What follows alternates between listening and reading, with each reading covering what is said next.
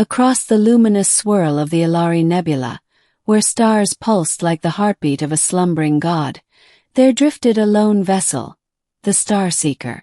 A salvage-class human ship, crewed by an oddball mix of humans and a few brave aliens, it roamed the forgotten fringes of galactic space for remnants of dead civilizations. On board, however, something far more significant than ancient wreckage was about to be discovered. Captain Jonas Vale reclined in his battered chair, sipping recaf while reviewing the latest scan report. He was 39, former Earth Coalition engineer, and carried the kind of stubbornness only a human veteran of 3 border wars could possess. His crew called him John or Cap, but behind his back, some of the younger ones just called him weirdly optimistic. "Cap," came a voice through the intercom. "We've picked up a life signal. Not artificial. Organic. Faint. Planet ID'd as Call 37. Jonas frowned. Call 37 was classified as abandoned, one of the 1,000 cursed worlds left to rot after the Sirek Dominion collapse. Few dared venture near it. Some claimed the place was haunted. Others whispered it was home to the colorless, an ancient plague that once wiped out entire populations. He tapped the intercom. "Prep the skimmer. I want boots on the ground in 10. Call 37 was a ruin of twisted beauty. Structures of obsidian and bone-colored spires jutted out from the red sands like the ribs of a buried god. As Jonas stepped onto the surface, he scanned the signal's source, a cavern just beyond a collapsed ziggurat. He descended with caution, flashlight cutting a narrow path through the shadows. The signal grew stronger. Then, suddenly, a flicker of motion. In the corner of the cavern, half buried beneath sand and crystal shards, lay a figure.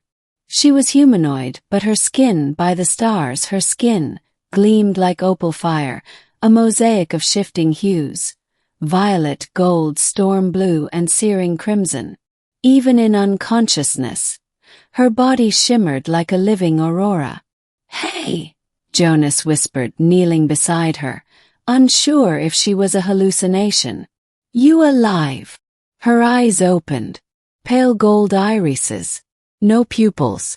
They stared into his, not with fear, but with the haunted fatigue of someone who had stopped expecting kindness. "You are not afraid," she rasped, her voice almost melodic, though dry from dehydration. He smiled, gently offering his canteen. "Afraid of what?" "A girl with pretty skin and a bad nap spot." Tears welled in her glowing eyes. Her name was Yalerii, once the daughter of the last ruling priestess of the Talax people, an ancient race long considered extinct. According to legend, the Talax had been born with radiant skin capable of manipulating light and emotion itself. Their beauty was unmatched, but their powers made others fearful. Over centuries, galactic societies turned that fear into hatred, branding them cursed, claiming their skin brought madness, war, and death. Soon, the Talax were hunted to extinction. Yalerii had survived only because she was cast out by her own mother, disguised and locked in stasis beneath the temple ruins of Call 37 as the Sirek fleets descended upon them. Jonas listened to her story in silence as they sat inside the Starseeker's medbay. She flinched at every kindness. Soft food, a clean bed, warmth. No one had ever treated her like a person. "So let me get this straight," Jonas said, leaning back.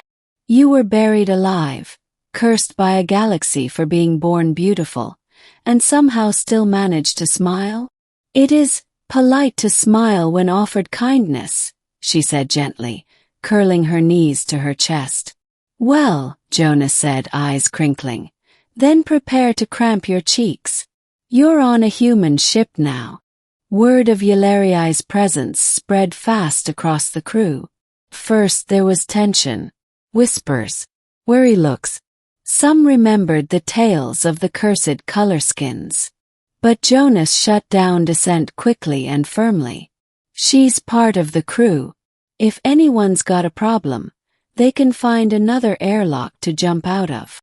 Slowly, she began to bond with the others. An engineer taught her how to maintain power relays.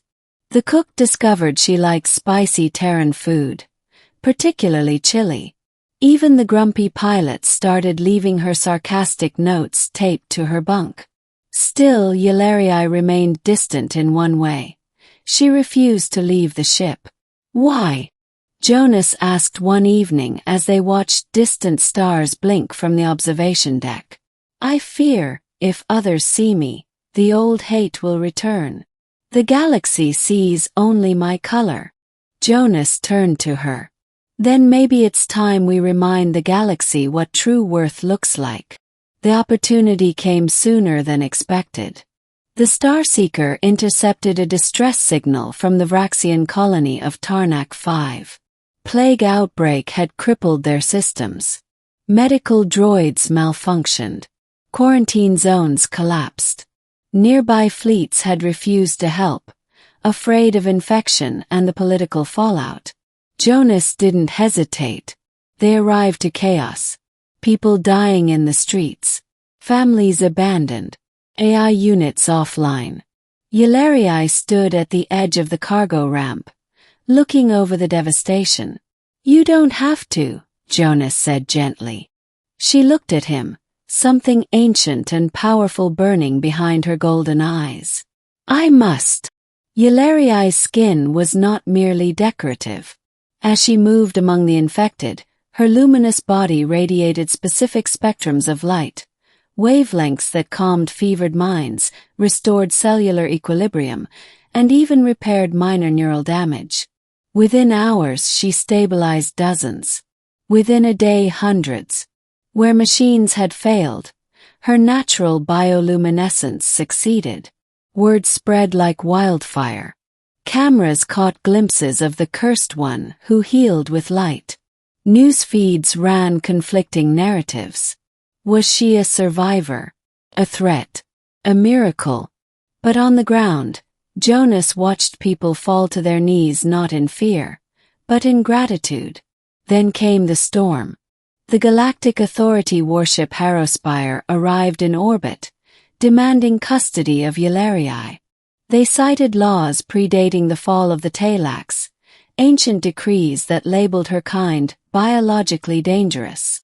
The Starseeker was ordered to surrender her. Jonas stood between the docking bridge and the warship's delegation, blaster holstered but ready. She's not a weapon. She's a person. She is cursed, the GA envoy replied coldly. Her existence violates 27 accords. She just saved 3,000 lives on this rock while you cowards sat in orbit doing nothing. She is dangerous. No, Jonas said.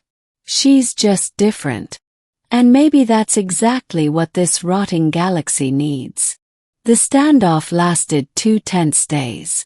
Pressure mounted. The Harrowspire threatened to seize the ship. Jonas broadcasted Eularii's deeds to the galaxy. Footage of her healing children, restoring families, weeping with the dying. Her colors glowing in harmony with human laughter. Public opinion exploded. Petitions, protests, calls for the ancient laws to be repealed. Even other ships, human, Vraxian, Ilari, rallied behind the Starseeker, forming a peaceful blockade around the warship. In the end, the Harrowspire retreated. Jonas didn't cheer. He simply walked to the medbay, found Eularii and said, "Told you they'd see it." She stared at him, trembling, and kissed him. Months later, Eularii stood before the United Systems Assembly. Once hunted, now hailed as a living miracle. The ancient decrees were repealed. Her people, long thought extinct, were given posthumous absolution. She didn't speak much. Just a few words. I was called cursed for the colors of my skin. But one human saw beyond it.